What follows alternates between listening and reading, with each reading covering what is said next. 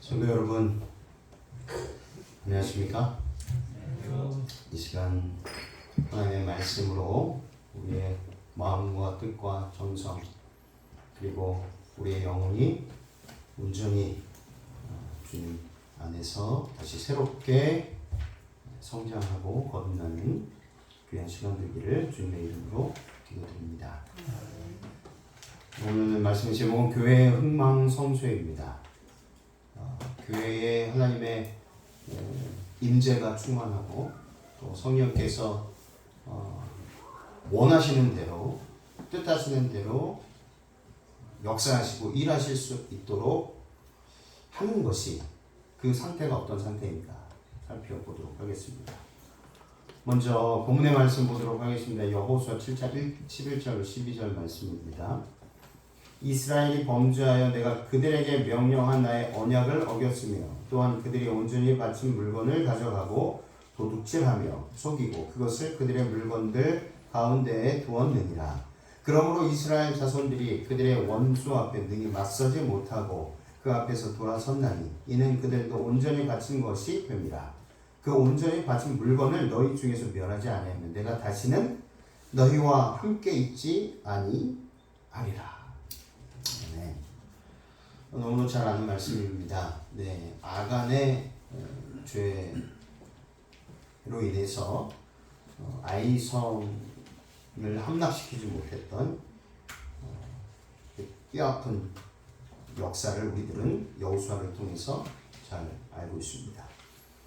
이 아간의 범죄를 통해 보는 교회의 흥망성쇠, 그 원인과 해법, 우리는 지금 시대에 어떻게 적용할 수 있는가, 그리고 마지막 세대로서 마지막 시대에 살아가는 남은 무리로서 우리 아간의 범죄를 통해서 우리들은 교회의 부흥 그리고 개혁을 어떻게 일궈낼 수 있는가,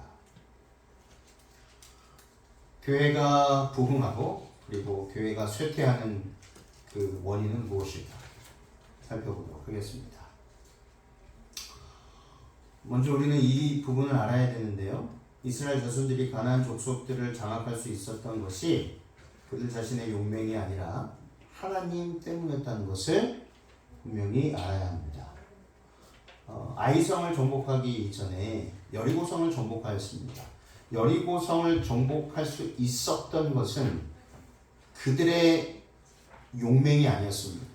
능력이 아니었습니다. 군사력도 아니었습니다. 오직 하나님의 능력이었습니다. 두 번째는 그 성공은 진영 가운데 죄가 있을 때 이르러 올 수 없었다는 것입니다. 순종했을 때, 하나님의 명령을 순종했을 때 가능하였다. 세 번째, 죄를 자복할 때 하나님께서 인간의 실패를 취하여 축복으로 바꾸셨습니다. 그것이 고대 이스라엘 백성들을 통해서 역사하시는 하나님의 놀라운 은혜였습니다. 근데 그 놀라운 은혜가 지금도 마찬가지로 우리 개인과 가정과 교회에 똑같이 이르러 온다는 사실입니다. 교회의 흥망성쇠 그 첫 번째 승리의 비결은 하나님의 말씀이었습니다. 하나님께서 말씀하셨고 명하셨습니다.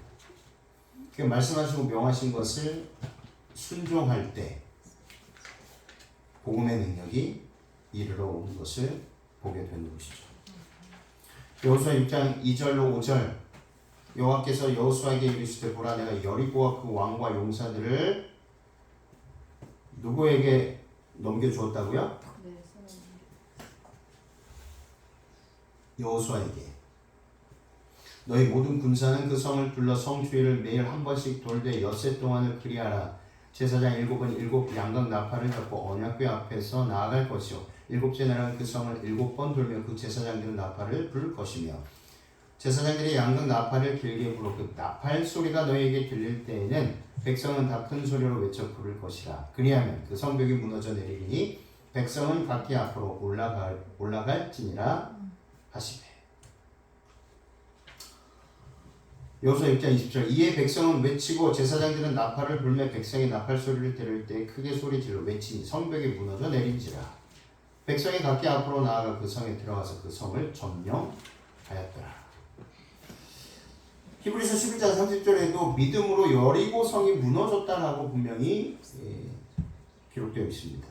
여호와의 군대 장관 이 여호수아로 더불어서만 교통하시고 예수 그리스도께서 여호수아로 더불어만 교통하시고 자신을 모든 회중에게 나타내시지 않았습니다. 여호수아의 말을 믿든지 의심하든지 하는 것은 오직 이스라엘 회중에게 달려 있었습니다. 그들은 하나님의 아들의 지도하에 그들을 옹위한 천사들의 무리를 볼 수가 없었습니다. 그들은 다음과 같이 주장할 수도 있었습니다. 수양의 뿔로 만든 나팔을 불면서 날마다 성벽 주위를 행진하는 것은 얼마나 우스꽝스럽고 무의미하고 얼마나 말도 안 되는 일인가. 이 일은 이 우뚝 솟은 성취에 아무런 결과도 가져올 수 없다라고 생각할 수 있지 않았습니까? 조용히 백성들은 조용히 그저 양각 나팔 소리만 들렸습니다. 그리고 마지막 7번째 날 그날은 나팔 소리뿐만 아니라 백성들의 함성 소리까지 있었습니다. 철옹성 같은 성벽이 무너졌습니다. 그저 그렇게 했다는 이유로. 그러니 백성에게는 하나님의 임재하심을 보지 못했던 오직 여호수아에게만 말씀하셨던 이 일을 백성들은 몰랐기 때문에 백성들은 당연히 여호수아의 명령이 말도 안 되는 것처럼 들렸을 것입니다. 그렇다면 하나님께서는 무슨 이유로 이러한 방법을 사용하셨을까? 부자순지자 493쪽입니다. 성벽을 최후로 무너뜨리기 전에 오랫동안 이런 의식을 계속하게 한 이 모든 계획은 말도 안 되는 성벽을 돌면 이 성벽이 무너질 거라고? 이런 의식을 계획한 모든 계획은 이스라엘 백성 중에 신앙심을 개발시킬 기회를 주시고자 하심이었다. 신앙심을 개발시킵니다. 어떤 일이 있고 무슨 일이 있고 어떤 환경에 있다 하더라도 하나님은 우리 편이다. 하나님의 약속은 하나님께서 성취하신다. 그 믿음을 계속해서 개발시키기 위하심이었다는 것입니다. 그래서 여호수아에게만 말씀하십니다. 이는 그들의 힘은 인간의 지혜나 그 능력에 있는 것이 아니라 오직 그들의 구원에 하나님께 있다는 것을 마음속에 감명시키려 하심이었다. 죄를 짓고 난 이후 사람은요 많이 훼손되고 변했잖아요. 그래서 자기 자신밖에 모릅니다. 그래서 조금만 잘하면 자기 자신이 잘했던 것으로 생각을 해요. 우쭐해요. 그래서 성공을 자신의 것으로 돌리는 경우가 얼마나 많이 있습니까? 그렇죠? 그래서 지금 우리 사회에서도 엘리트 집단들이 성공을 경험함으로 인해서 그들이 갖고 있는 그 자기 자신밖에 모르는 그 마음들을 보시면 잘 알 수 있는 것입니다. 자기가 능력이 뛰어나서 성공했다라고 착각을 해요. 근데 사실 그렇지 않습니다. 태어났을 때부터 성공할 때까지 부모님, 그리고 환경, 사회적 제도, 또 주변인들, 친구, 선생님, 모든 사람들이 그가 성공하는 데 있어서 밑거름이 됐다는 거예요. 그럼에도 불구하고 성공은 누구의 것이다? 나의 것이다. 그러다 보니 자연스럽게 생긴 게 무엇입니까? 사람을 사람처럼 보지 않는 겁니다. 비인간화가 되는 거예요. 지금 전 세계적으로 보면 인간화 그 물결이 차고 넘칩니다. 끊임없이 흑백 논리로. 그렇죠? 뭐 우리나라뿐만 아니라 유럽도 지금 코로나 이후에 더 그 비인간화가 더 심해졌습니다. 멸시하고 무시하고 사람을 사람으로 대우하지 않냐 하는 모습들이 사회 곳곳에서 나라 곳곳에 벌어지는 여러 가지 사건들을 통해서 볼 수 있습니다. 이리하여 이스라엘 백성들은 전적으로 그들의 거룩하신 지도자를 의지하도록 축달되어야만 하였다. 이렇게 하나님께서 의도하신 이유가 있었다는 거예요. 왜냐하면 우리가 끊임없이 하나님께서 성취하신 것을 내 것으로 여길 때가 많기 때문에, 교만하기 때문에 그 교만을 잠재우시기 위해서라도 이 방법을 쓰셨다는 것입니다. 하나님께서 여리고성을 그분의 은총받은 백성에게 주셨죠. 그분의 이름을 지상의 나라들 가운데 높이기를 오랫동안 계획해 오셨습니다. 그분께서 이스라엘을 노예 생활에서 이끌어내신 40년 전에 하나님께서는 그들에게 가나안 땅을 주시겠다라고 제안하셨습니다. 그리고 약속하셨습니다. 그러나 악한 불평과 질투심으로 말미암아서 그들은 그분의 눈을 격동시켰고, 그분께서는 그들의 불신으로 그분을 모욕한 모든 사람들이 하나도 남지 않고 다 죽을 때까지 광야에서 곤비한 세월 동안 방황하도록 허락하셨습니다. 그리고 성을 정복하심으로써 하나님께서는 그들의 자녀들처럼 그들의 선조들이 그분을 신뢰했었더라면 40년 전에 그 성을 차지할 수 있었을 것이라고 히브리 백성들에게 선언하셨습니다. 민수기 14장 34절 34절에 보시면, 너희의 자녀들은 너희 반역한 죄를 지고 너희의 시체가 광야에서 소멸되기까지 40년을 광야에서 방황하는 자가 되리라. 너희는 그 땅을 정탐한 날 수인 40일의 하루를 1년으로 쳐서 그 40년간 너희의 죄악을 담당할지니 너희는 이제서야 내가 싫어하면 어떻게 되는지를 알리라 하셨다 하라. 예. 이제 이렇게 된 이유가 무엇이었습니까? 12 정탐꾼을 보냈잖아요. 그래서 어마어마하게 큰 포도송이도 가지고 왔는데 단 2명만이 우리가 하나님의 명령대로 갈 수 있고 점령할 수 있다. 근데 10명은 아니라 그러니까 갈렙과 여호수아는 포도송이를 보고 기름진 땅을 이야기를 하였습니다. 젖과 꿀이 흐르는 땅을 이야기했는데 10명은 무엇을 얘기했죠? 우리보다 2배나 장대한 사람들이 있습니다. 점령은커녕 가다가 밟혀 죽을까 걱정되니 이거 하지 맙시다. 이렇게 된 겁니다. 그때 하나님께서 안 되겠다. 그래서 40년의 시간이 걸린 것입니다. 민수기 13장 1절 3절, 여호와께서 모세에게 말씀하여 이르시되 사람을 보내어 내가 이스라엘 자손에게 주는 가나안 땅을 정탐하게 하되 그들의 조상의 가문 각 지파 중에서 지휘관 된 자 한 사람씩 보내라. 모세가 여호와의 명령을 따라 바란 광야에서 그들을 보냈으니 그들은 다 이스라엘 자손의 수령된 사람이라. 가나안 정탐, 사실 하나님께서 처음부터 정탐을 하고 하지 않으시고 백성들이 요청을 했습니다. 그 땅에 누가 있는지도 모르고 혹시 우리가 그냥 들어갔다가 죽을 수도 있으니 한번 갔다 오는 게 어떠냐. 우리 답사하죠. 답사. 여행 갈 때도 답사하잖아요.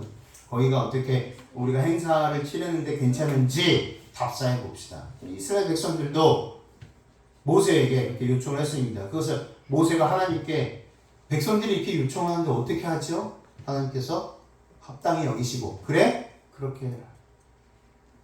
그렇게 해서 이렇게 대신 보낼 때 각 지파별로 한 명씩 두령을 뽑아서 대표자를 삼아서 보내라 라고 하셨어요. 민수기 9장 1절, 애굽 땅에서 나온 다음 해 첫째 달에 여호와께서 시내광에서 모세에게 말씀하여 이르시되, 이 포함식 연대 계산으로 두 번째 해를 말씀하고 계시는 거예요. 이스라엘이 출애굽한 해가 첫째 해였어요. 그래서 이때가요 사실 2년하고도 5개월이 지난 해였습니다. 출애굽을 나온 다음 2년이 지난 해였습니다. 그래서 38년을 돌고 해서 40년이 됩니다. 광야에서는 38년을 돌았어요. 그래서 요 민수기 9장 1절을 통해서 2년, 그러니까 출애굽하고 나서 이제 12 정탐꾼을 보내려고 했던 그 곳까지, 호렙산 있는 그곳까지 2년 5개월이 걸렸습니다. 이렇게 도표를 보시면 출애굽하여서 호렙산, 시내산에다가 바람 광야, 쪽 가데스 바네아 접경까지 가죠. 여기에서 다시 이제 돌아오게 됩니다. 이때가 이제 38년이라는 시간 동안을 광야에서 보내게 되는 것입니다. 신명기 1장 1절로 2절 이는 모세가 요단 저쪽 숲 맞은편에 아라바 광야 곧 바란과 도벨과 라반과 하세롯과 기스압 사이에서 이스라엘 무리에게 선포한 말씀이니라. 호렙산에서 세일 산을 지나 가데스 바네아까지 10하루길이었더라. 예. 실질적으로 마음만 먹으면 10하루길에 당도할 수 있었던 접경지대, 가나안의 남쪽 접경지대 가데스 바네아까지 264km였어요. 264km면 아마 서울에서 대전일까요? 나주에서 한 저기까지 여기까지 아니 용인까지는 한 300km 되는 것 같아요. 300km.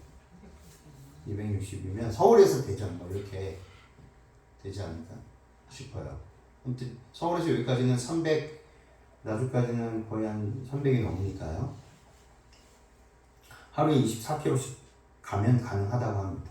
하루에 24km씩. 남자만 60만이었으니까 여자, 노인, 어린아이까지 합치면 120만이 넘죠. 그 사람을 데리고 질서정연하게 가축까지 하루에 24km를 걸어가는 겁니다. 그러면 10하루길 동안 갈 수 있었던 거리를 말씀하고 있는 것입니다. 마음만 먹으면 이렇게 갈 수 있었던 길이었어요. 근데 38년이 걸렸습니다. 출애굽기 3장 7절로 8절 여호와께서 이르시되 내가 애굽에 있는 내 백성의 고통을 분명히 보고 그들의 감독자로 말미암아 부르짖음을 듣고 그 근심을 알고 내가 내려와서 그들을 애굽인의 손에서 건져내고 그들을 그 땅에서 인도하여 아름답고 광대한 땅 젖과 꿀이 흐르는 땅 곧 가나안 족속, 헷 족속, 아모리 족속, 브리스 족속, 히위 족속, 여보스 족속의 지방에 데려가려 하노라. 모세를 통해서 이 이스라엘 백성들의 고통을 들으시고 약속하셨잖아요. 그 약속을 지키시기 위해서 오랜 시간을 주님께서는 이 약속을 성취하기 위해서 노력을 하셨습니다. 그래서 사도 바울은 고린도전서 10장 5절 6절에 이렇게 말하고 있습니다. 그러나 그들의 다수를 하나님이 기뻐하지 아니하였으므로 그들이 광야에서 멸망을 받았느니라. 이러한 일은 우리의 본보기가 되어 우리로 하여금 그들이 악을 즐겨하는 것 같이 즐겨하는 자가 되지 않게 하려 함이라. 하나님께서 40년 동안 광야 생활을 허락하셨지만 원하지는 않으셨다는 것입니다. 분명한 사실. 사실 한 달이면 약속의 땅을 갈 수 있었지만 그러지 못하셨잖아요. 그래서 사도 바울을 통해서 이렇게 반드시 그 역사적 사실을 통해서 우리는 본보기를 삼고 그들과 똑같은 길을 걷지 말아야 한다라고 하는 것입니다. 고린도전서 10장 11절 12절 그들에게 일어날 이런 일은 본보기가 되고 또한 말세를 만난 우리를 깨우치기 위하여 기록되었느니라. 마지막 세대에 살아가고 있는 마지막 시대에 살아가고 있는 우리에게 그 말세를 만난 우리를 깨우치기 위해서 기록되었다는 것이죠. 그런즉 선줄로 생각하는 자는 넘어질까 조심하라. 승리에 부흥에 도취되어 그것이 곧 내 것이냐 내가 그렇게 잘했느냐 착각하면 안 된다는 것입니다. 고대 이스라엘처럼 하나님의 계명을 지키느라고 공헌하는 많은 사람들이 외적으로는 하나님의 법도를 순종하면서도 불신의 마음을 가지고 있다는 것입니다.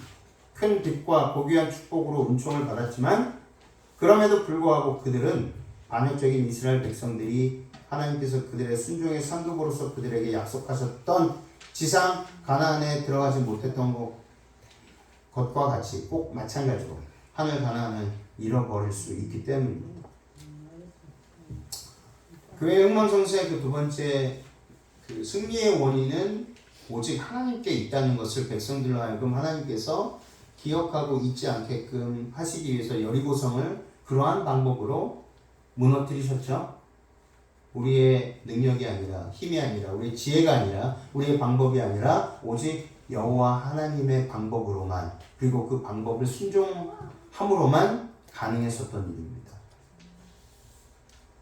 근데 반대로 패배는 어떤 거였습니까? 탐욕과 교만이었습니다. 탐욕과 교만으로 인해서 아이성을 점령하지 못했던 것입니다. 첫 번째 탐욕, 여호수아 7장 1절에 이스라엘 자손들이 온전히 바친 물건으로 말미암아 범죄하였으니 이는 유다 지파 세라의 증손 삽비의 손자 갈미의 아들 아간이 온전히 바친 물건을 가졌습니다. 여호와께서 이스라엘 자손들에게 진노하시니라. 자, 여기서 키워드가 있습니다. 키워드를 딱 찾는다면 무엇이 있을까요? 여기 있습니다. 온전히 바친 물건. 네, 요게 키워드입니다. 아간의 죄는 그냥 일반적인 10계명 중에 제일 10번째 계명, 내 이웃의 집을 탐내지 말라. 그 집의 아내나 그리고 거하는 종들, 가축들, 물건들 다 탐내지 말라. 그 탐욕, 10번째 계명에 나와 있는 그저 이 탐욕의 문제가 아니다라는 것입니다. 여호수아 7장 19절 그러므로 여호수아가 아간에게 이르되 내 아들아 청하노니 이스라엘의 하나님 여호와께 영광을 돌려 그 앞에 자복하고 내가 행한 일을 내게 알게 하라. 그 일을 내게 숨기지 말라 하니. 이 여호수아가 이렇게 아간에게 얘기했을 때는 이미 조사가 다 이루어진 때였어요. 그러니까 조사가 이루어지기 전에 아간에게 시간이 충분히 있었습니다. 그리고 하나님께서는 그 시간을 주셨어요. 은혜의 시간을. 그럼에도 불구하고 아간은 그렇게 하지 않았던 것입니다. 여호수아는요 범죄자를 찾기 위해 부지런히 조사하였어요. 하나님께서 그렇게 하라고 하셔서 아이성을 점령하지 못하고 대성통곡을 하죠. 여호수아가 어찌 하여 우리로 하여금 이런 낭패를 보게 하셨나이까. 그래서 하나님께서 7장 1절에 그 이유를 분명하게 말씀해 주셨잖아요. 누구의 죄다? 아간의 죄다. 근데 아간의 죄인데 어떤 죄를 범했어요? 온전히 바친 물건을 가져갔다. 그래서 여호와께서 너희에게 진노하셨다. 아, 이게 바친 물건을 가져갔다고 이렇게 진노하신 문제인가? 그래서 여호수아가 계속 말씀대로 조사를 합니다. 부지런히 조사를 합니다. 지파별로 조사를 했고 저들의 가족별로 조사했습니다. 그 다음에 개인별로 조사했어요. 그래서 아간이 범죄자로 지목이 된 거예요. 그때까지 아간은 스스로 그 전에 나와야 했었어요. 근데 그렇게 하지 않았다는 것입니다. 그러자 아간이 범죄자로 지목되었어요. 그러나 그 사실이 모든 이스라엘에게 명백하게 드러나서 죄 없는 자가 고난을 당한다고 불평하거나 말할 기회가 그들에게 제공되지 말아야 했었습니다. 여호수아는 한 방책을 사용했습니다. 그는 아간이 범죄자이고 그의 죄를 숨김으로 하나님의 백성에 대한 그분의 진노를 유발시켰다는 사실을 알았습니다. 그래서 여호수아는 하나님의 명예와 공의가 이스라엘 앞에서 옹호되도록 신중하게 아간으로 하여금 그의 죄를 고백하도록 유도하였습니다. 지금이라도 늦지 않았다. 공포하여라.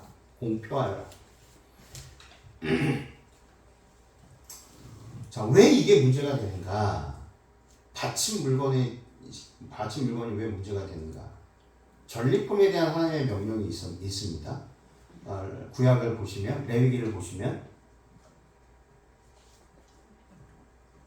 먼저 여호수아 6장 18절 19절에 너희는 온전히 바치고 그 바친 것 중에서 어떤 것이든지 취하여 너희가 이스라엘 진영으로 바치는 것이 되게 하여 고통을 당하게 되지 아니하도록 오직 너희는 그 바친 물건에 손대지 말라.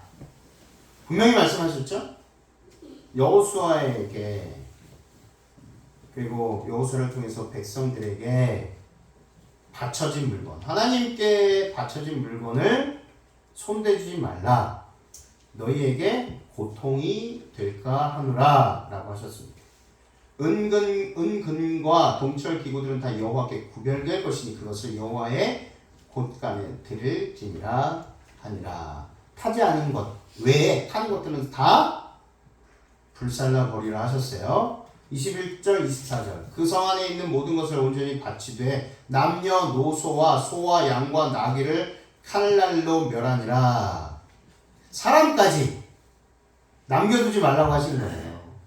무리가 그 성과 그 가운데 있는 모든 것을 불로 살고 은금과 동철 기구는 여호와의 집 곳간에 두었더라. 근데 이때 시내사 의복을 보게 됐고 은금을 보게 됐을 때 아간의 탐욕은 자극을 받았습니다.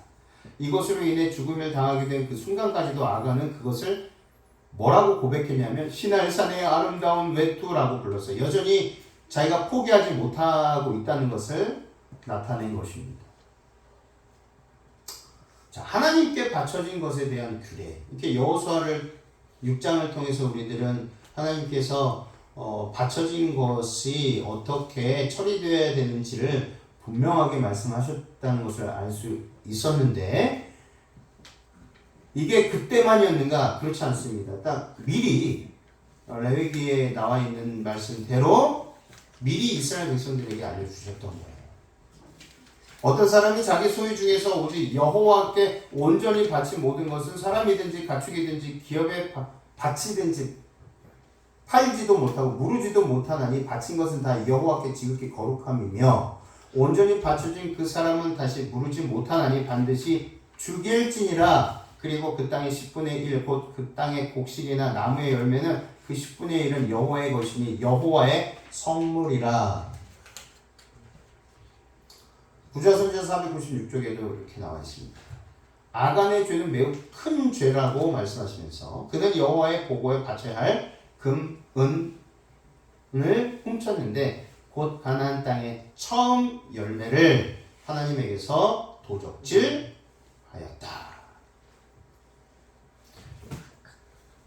이 부분입니다. 하나님 것을 도적질한 거예요. 알고도 모른 채 한 겁니다. 알고 있으면서도 깨닫고 있었음에도 그것을 행한 것입니다. 고범죄라고 하죠.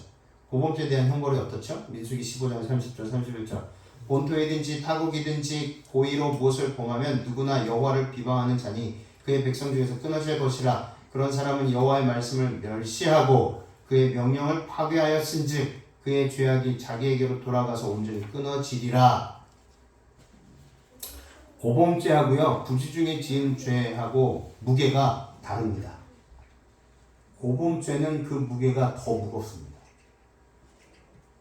우리는 그거를 알아야 돼요. 그래서 하나님의 말씀을 깨닫고 거듭남의 경험을 한 사람들이 더 신중하게 더 그 깨달은 말씀에 대해서 끊임없이 잊지 않기 위해서 그리고 우리 스스로가 교만하지 않기 위해서 노력해야 한다는 것입니다. 11조 제도는 다 아시니까 근데 히브리 백성들에게 이스라엘 백성들에게 11조 제도를 주시면서 기본적으로 이 부분은 반드시 꼭 지켜라 라고 하셨어요. 제1 11조는요 기본 11조입니다. 그러니까 하나님께서 구별하신 처음 열매예요. 그렇죠? 여호와의 것, 여호와의 성물입니다.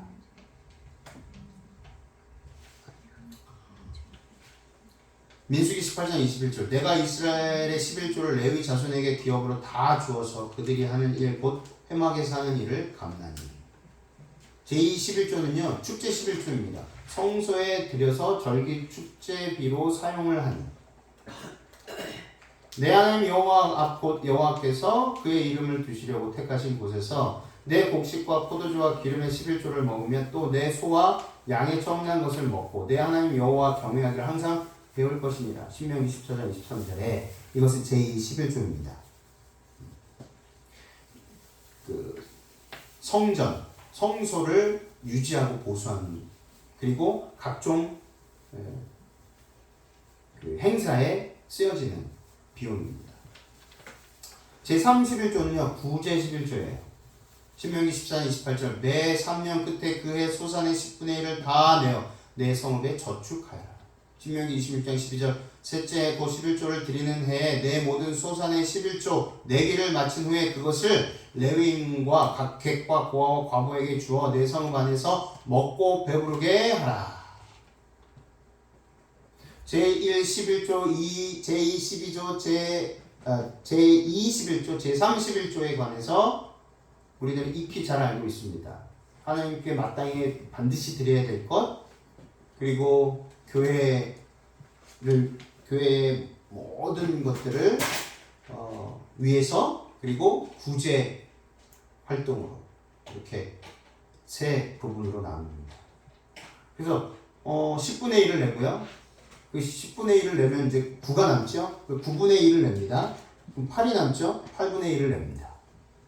그러면 100만 원을 벌었으면 30만 원을 다 떼어 이제 10만 원은 11금으로 딱 내고요. 하나님께 드리고 그 중에 10만 원은 교회 헌금으로 냅니다. 그리고 나머지 10만 원은 구제 활동비로 내요. 뭐 도루가라든지 또는 개인적으로 돕고 싶은 뭐 유니세프라든지 이런 데 구제 활동비로 내는 것입니다. 사도행전 337쪽입니다. 이 제도로 여호와께서는 범사에 당신이 첫째가 되셔야 함을 이스라엘에게 가르치고자 하셨다. 모든 축복이 살아감에 있어서 우리가 필요한 모든 것들이 누구로부터 온다? 하나님께로부터 온다라는 것을 가르치시기 위해서 11조 제도를 주신 거예요. 하나님께서 그것을 뭐 먹기 위해서 그게 필요하셔서 아닙니다. 모든 만물의 주인 되시는 주님께서 왜 굳이 10분의 1을 강조하셨을까? 그것은 바로 사도행전 337장 7쪽에 나와 있는 내용과 같습니다. 그분이 첫째가 되어야 돼요. 그 이유는 모든 것을 주님께서 주셨기 때문입니다. 이리하여 그들은 하나님께서 그들의 토지와 양떼와 소떼의 소유주이시며 그들에게 햇빛과 비를 보내시어 곡식이 자라 결실하게 하시는 분도 그분이시라는 사실을 기억하여야 하였다. 그들이 소유한 모든 것이 다 그분의 것이며 그들은 소유의 청지기에 불과하다. 우리는 청지에게 불과하죠? 관리인에 불과하지 소유주가 아니에요. 근데 자꾸 우리는 소유주라고 주장할 때가 너무 많다는 것입니다. 아간의 죄가 바로 거기에 있었습니다. 교육 44쪽 과수원이나 토지, 가축, 손과 머리를 써서 일하여 얻는 수확 등 모든 수입의 10분의 1을 하나님께 바치는 것에 대하여 또 다른 10분의 1을 구별하여 빈민구제와 자선적인 용도에 쓰도록 함으로써 사람들은 만물이 하나님의 소유라는 진리와 사람은 하나님의 축복을 다른 이에게 나눠줄 수 있는 기회를 가지고 있다는 사실을 알게 되었다. 그것은 편협한 이기심을 없애고 넓고 고결한 품성을 기르기 위한 훈련이기도 하다. 그러니까 우리가 우리의 이기심을 자극하지 않고 끊임없이 이타심으로 다시 새롭게 거듭나기 위해서라도 이 제1 11조, 제2 12조, 제2 11조, 제3 11조 이스라엘 백성들에게 가르쳐 주신 이것이 오늘날 우리도 그렇게 하는 것이 마땅하다는 것입니다.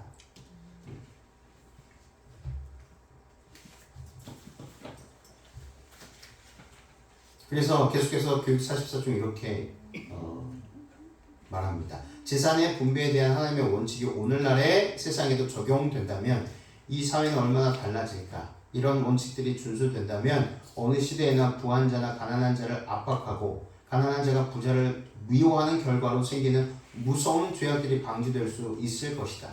그것은 또한 거대한 부의 축적을 막는 동시에 이런 막대한 재산의 축적을 위하여 부당한 임금으로 혹독하게 불임당하는 수많은 사람들의 무지와 타락을 막는 데에도 도움이 될 것이다. 오늘날 세상의 혼란과 유해를 가져오는 모든 위협적인 문제들도 평화적으로 해결될 수 있을 것이다. 이 사회를 보면 주신 증언의 말씀과 일맥상통함을 보게 됩니다.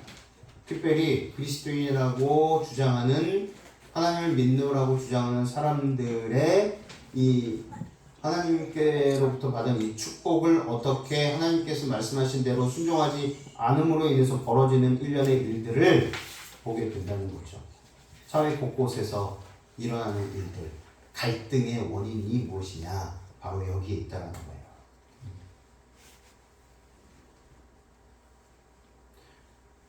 부자가 가난한 자를 압박하고요. 가난한 자가 부자를 미워하는 결과가 바로 재산의 분배에 대한 하나님의 원칙을 실천하지 않았기 때문입니다.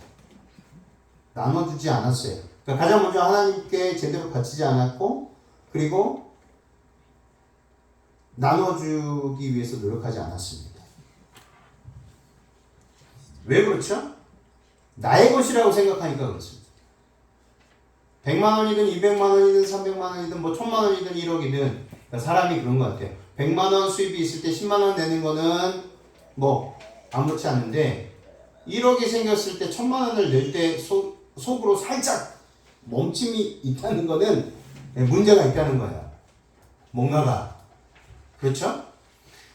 부자손지서 496쪽 아간을 파멸시킨 무서운 죄는 모든 죄 중에 가장 흔하고 가장 경히 여겨지고 있는 탐욕에서 기인되었다. 가장 흔히 경히 여겨지고 가장 흔히 가볍게 여겨지는 죄 중에 하나. 10계명의 마지막 계명 탐욕이라는 계명을 경히 여긴 것입니다. 지금도 그렇습니까? 많은 사람들이 그렇게 살아가고 있어요. 안타깝게도. 이 아간의 죄, 탐욕의 죄는요, 골로새서 3장 5절에 뭐라고 말씀하셨죠? 우상 숭배니라. 탐심은 우상 숭배니라라고 분명히 말씀하셨어요. 근데 하나님께서 이스라엘 백성들에게 끊임없이 이 우상 숭배의 폐단을 말씀을 하시지 않았습니까? 하나님의 심판을 집행하라는 명령을 받은 자 중에 한 사람이 하나님의 명령을 무시하였다. 그러므로 이스라엘 민족 전체가 그 범죄자의 죄에 대한 책임이 있었다. 그들이 바친 물건을 취하고 도적하고 사기하였다. 하나님의 심판을 집행하라는 명령을 받은 자 아간도 지도자 중에 한 명이었습니다. 이 지도자의 영향력은 다시 말해 깨끗한 물에 검은 잉크 한 방울이 떨어지게 되면 그 깨끗한 비컵 안에 있는 깨끗한 물이 완전히 시커멓게 되듯 간과해버리는, 그저 아무것도 아닌 것처럼 생각하고 간과해버리면 그 한 사람의 죄로 인하여 그 모든 공동체에 문제가 생긴다는 것입니다. 아간의 죄는 전 국민에게 재난을 가져왔다. 그와 같이 한 사람의 죄는 그 범행을 조사하여 처리해버리기까지 하나님의 불쾌 여기심이 당신의 교회에게 임할 것이다. 당신의 교회, 분명하게 교회를 언급하셨어요. 지금 하나님께서 우리 교회에 불쾌하게 여기시는 것이 있는지 없는지 살펴보아야 한다는 것입니다. 개별적으로. 교회가 가장 무서워해야 할 영향은요, 잘 들으셔야 돼요.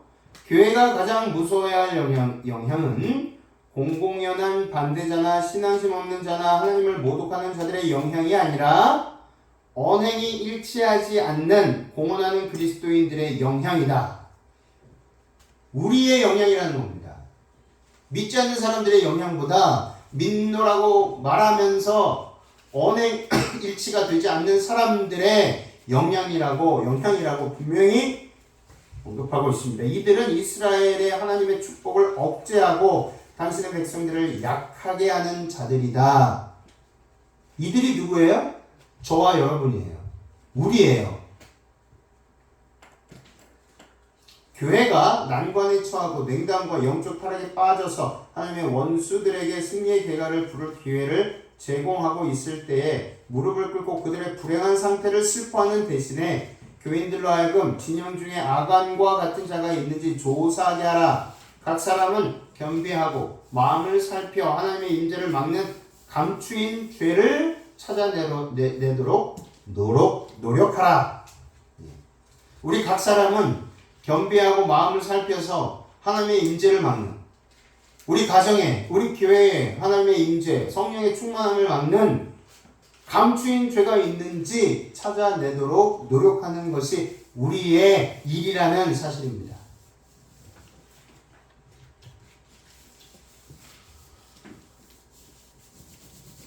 두 번째는 무엇입니까? 교만이에요.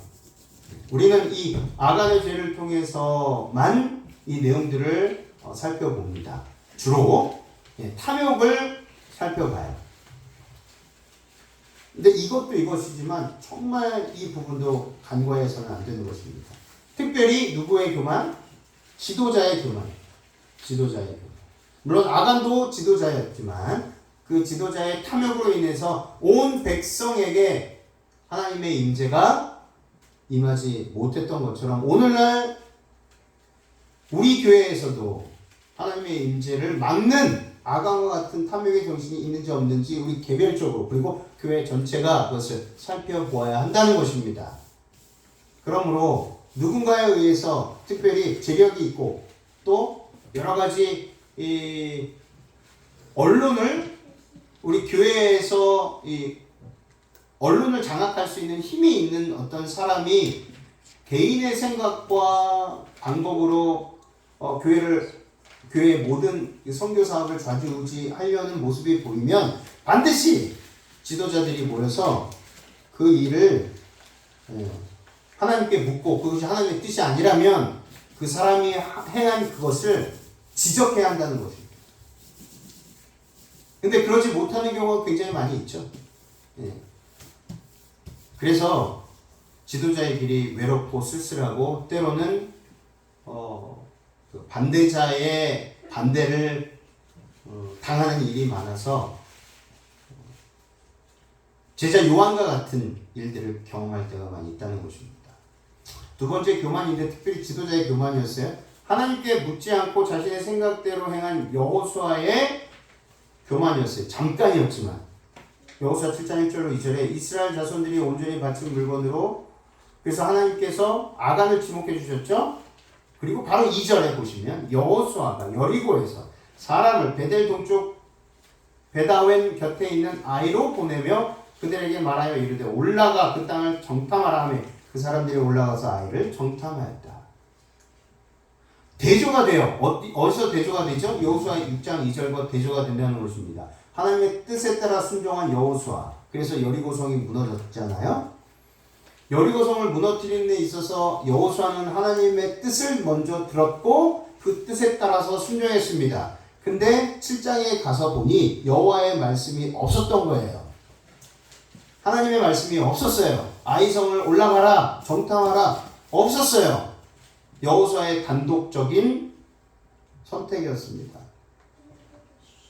여호와께서 여호수아에게 이르시되 보라 내가 여리고와 그 왕과 용사들을 내 손에 넘겨 주었으니 분명한 보증을 갖고 있었어요. 여리고성을 무너뜨렸을 때는. 그런데 7장에 보니 그렇지 않았다는 것입니다. 부조와 선지자는 이렇게 말합니다. 하나님께서 그들을 위하여 이루신 대승리는 이스라엘 백성에게 자만심을 가지게 했다. 하나님께서 가나안 땅을 그들에게 허락하셨으므로 그들은 안심하였고 하나님의 도우심만이 그들에게 성공을 줄 수 있다는 사실을 또 잊어버렸다. 여호수아까지도 하나님의 뜻을 묻지 않고 아이성을 정복할 계획을 세웠다. 자, 지도자의 잘못된 선택으로 인해서 이런 일이 벌어진 거예요. 물론 아간의 죄, 탐욕의 죄도 굉장히 큰 죄였지만 첫 번째 지도자가 잘못된 선택을 했을 때 그 지도자의 명령은 그 공동체를 완전히 무너뜨릴 수 있다는 것입니다. 모세, 기드온, 예레미야, 다윗, 솔로몬, 아굴, 바울 이 사람들의 특징이 있어요. 이 사람들이 어떻게 했냐면 스스로 작은 자입니다. 저는 말할 줄 모르는 아이입니다. 그 똑똑한 모세도 40년 동안 광야에서 하나님께 직접 교육을 받고 나서 저는 말할 줄 모르는 사람입니다. 기도원도 그랬죠. 저는 우리 가문 중에 정말 작은 자입니다.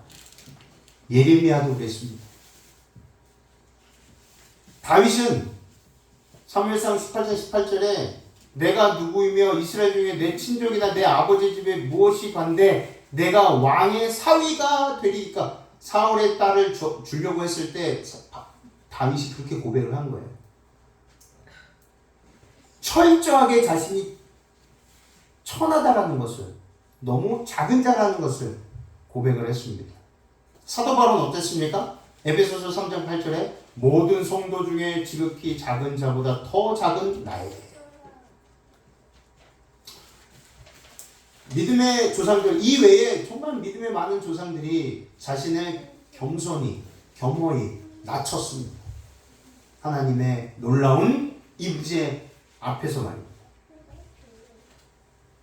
고린도전서 1장 26절 29절 형제들아 너희를 부르심을 보라. 육체를 따라 지혜로운 자가 많지 아니하며 능한 자가 많지 아니하며 문벌 좋은 자가 많지 아니하도다. 그러나 하나님께서 세상에 미련한 것들을 택하사 지혜 있는 자들을 부끄럽게 하려 하시고 세상에 약한 것들을 택하사 강한 것들을 부끄럽게 하려 하시며 하나님께서 세상에 천한 것들과 멸시받는 것들과 없는 것들을 택하사 있는 것들을 폐하려 하시나니 이는 아무 육체도 하나님 앞에서 자랑하지 못하게 하려 하십니다. 약한 것들, 즉 세상이 약하다고 생각하고 그렇게 보고 여기는 것들입니다. 하나님께서 약하다고 여기는 것이 아니라 세상이, 악한 존재들이 이 세상에서 보여지는 힘없고 돈 없고 권력 없는, 그리고 태어날 때부터 장애로 태어난 이런 사람들을 볼 때 약하다라고 생각하는 사람들을 향하여 하나님께서 이렇게 말씀하고 계시는 것입니다. 세상의 계급과 권세와 학식을 신뢰하는 사람들이 얼마나 헛되고 무력한지 보여주기 위해서 하나님께서는 겸손하고 완전히 굴복하는 이들을 도구로 사용하십니다. 저와 여러분이 그런 도구가 되시기를 간절히 바랍니다. 많이 배웠다고 해서, 대학원 나왔다고 해서, 박사학위를 받았다고 해서 구원받는 게 아닙니다. 내가 세상에서 배움을 하나도 배우지 못하고 또 장애를 앓고 있고 장애로 태어났고 정말 태어날 때부터 지질하게 가난하게 태어나서 죽을 때까지 가난하게 산다 할지라도 하나님께서는 하나님의 영광을 드러낼 수 있는 사람이라면 그 사람들도 사용하신다는 것입니다. 아니, 그 사람들을 사용하십니다. 오히려 교만하고 자기 자랑, 하나님께서 주신 선물을, 하나님께서 승리하신 그 승리를 자기 것으로 취하는, 하나님을 믿노라고 하는 저와 여러분들보다 오히려 저는 말할 수도 없는 아이입니다. 저는 우리 집에서 정말 작은 자입니다. 저는 할 줄 아는 게 아무것도 없습니다. 라고 고백하는 사람들을 사용한다는 사실입니다. 말씀을 마치면서 하나님께서는 그분을 신뢰하는 사람들을 위하여 기이한 일들을 행하실 것이다. 그분의 백성이라고 공언하는 백성들이 더 이상 능력이 없는 이유는 그들이 자신의 지혜를 너무 신뢰하고 그분의 능력을 나타내실 기회를 하나님께 드리지 않기 때문이다. 그들이 전적으로 그분을 신뢰하고 절대적으로 그분을 순종할 때 모든 비상상태 시에 그분을 믿는 자녀들을 도우실 것이다. 하나님께서는 기다리고 계십니다. 더 이상 능력이 없는 이유, 우리가 우리의 지혜를 너무 신뢰하고 있기 때문입니다.